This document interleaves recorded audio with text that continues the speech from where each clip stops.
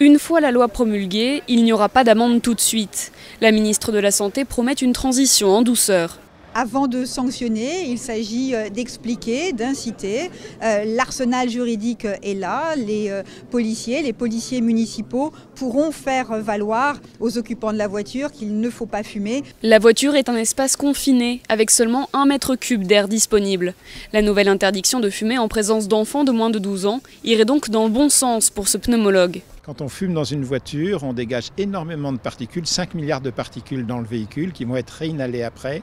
Et l'enfant qui est derrière va prendre toutes ces particules. Les automobilistes, eux, y voient une mesure symbolique. La voiture est ciblée tout simplement parce qu'elle est exposée au regard des autres. Une nouvelle fois, on prend l'automobile pour cible, mais on ne s'attaque pas au foyer. Et pourtant, c'est bien à l'intérieur du foyer qu'il faudrait réguler. Mais dans le foyer, dans l'habitation, on ne peut pas entrer, on ne voit pas ce qui se passe.